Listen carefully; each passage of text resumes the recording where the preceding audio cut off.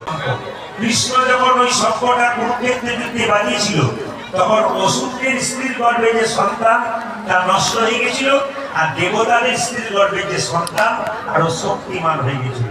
এর থেকে কি শিখলেন? যখন এই শঙ্খ বাজাবেন মায়েরা, তখন আপনাদের অশুভ শক্তি দূর হবে আর শুভ শক্তির আগমন হবে। শঙ্খের ভেতরে জল ভরে বাড়ির চারিদিকে মাঝে মাঝে ছড়িয়ে দেবেন। কেন বলুন তো? অশুভ শক্তি, নেগেটিভ এনার্জি, এগুলো সব কিন্তু দূর হয়ে যাবে। তাই শঙ্খ বাজারের বলে আজকে শঙ্খের তত্ত্বটা আপনাদের ছোট করে বলে দিলাম। আসুন, আজকে মহাপ্রভু নিতাই চাঁদকে নিয়ে প্রত্যেকটা জীবের দ্বারে হরিনাম দিচ্ছেন।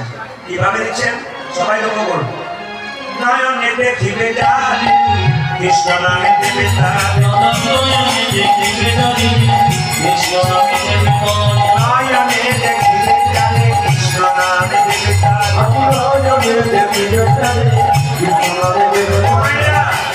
আদিপাতে কীর্তন শুনতেছেন, গৌর হরি কৃপাতে, নিতাই চাঁদের কৃপাতে, ধন্যবাদ দেবেন ওনাদেরকে।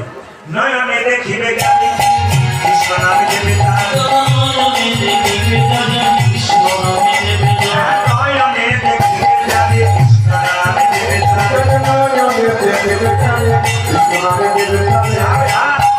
যেন জাতির বিচার করো না দাদা, জাতির বিচার করো না দাদা, জাতির বিচার করো না দাদা, জাতির বিচার করো না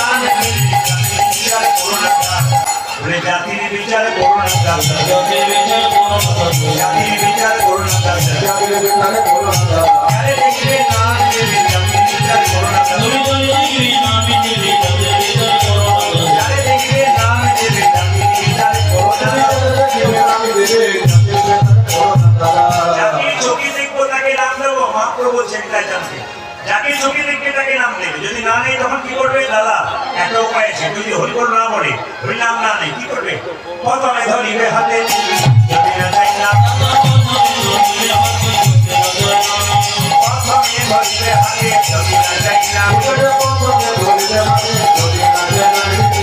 হাতে ধরার পর কে হরি নাম না নেয়, হাতে ধরে বলবে হরি, হাতে ধরে বলবে হরি, হাতে ধরে বলবে হরি, হরি বলবে হরি, হাতে ধরে বলবে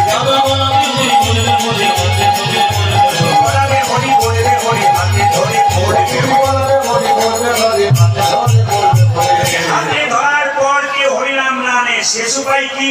পায়ে ধরবে, পাশে তার লোটাইবে পাই।